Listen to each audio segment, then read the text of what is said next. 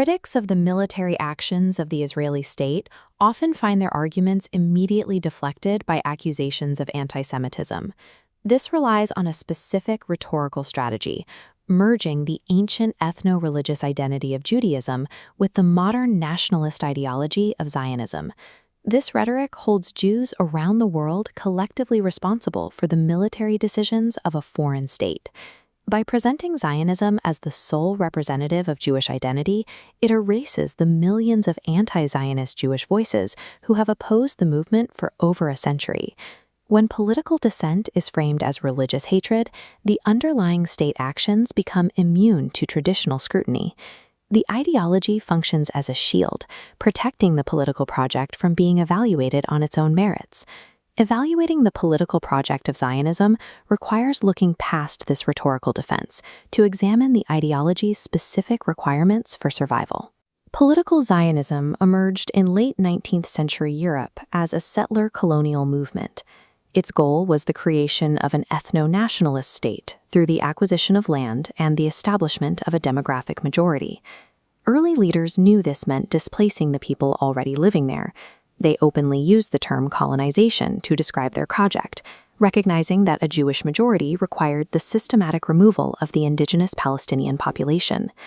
Revisionist leaders like Z.F. Jabotinsky took this further, writing about unchangeable racial traits and biological purity. His vision of a heroic new Jew mirrored the very race-based categories used by the anti-Semitic regimes of Europe. Executing a colonial project on this scale required more than ideology. It required the backing of a massive external military and political force.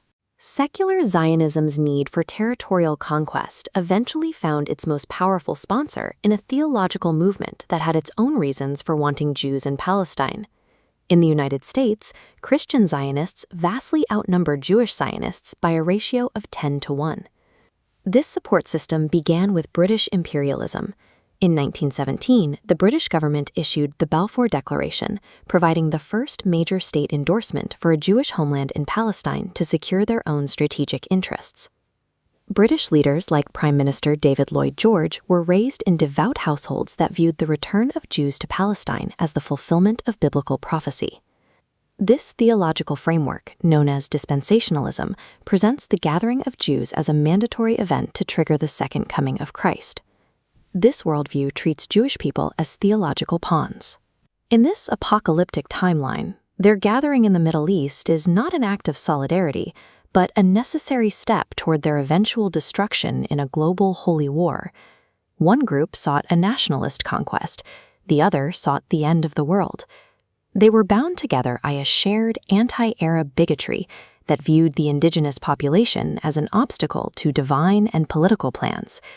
These theological beliefs translate directly into billions of dollars in modern United States policy. Groups like Christians United for Israel mobilize millions of voters to protect this alliance.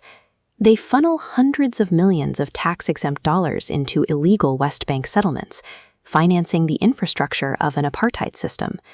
This lobbying ensures that $3.8 billion in annual military aid flows to the Israeli state, without being checked for human rights violations or adherence to international law. This apocalyptic worldview has reached the highest levels of the U.S. government, providing a permanent shield of state backing for Israeli leadership. Today, military commanders and politicians use biblical language to push for war with Iran and justify the mass killing in Gaza. They frame these geopolitical conflicts as the necessary fulfillment of an ancient end-time script. Opposing Zionism is a moral imperative to dismantle a weaponized death drive that uses human lives as fodder for an imperial myth.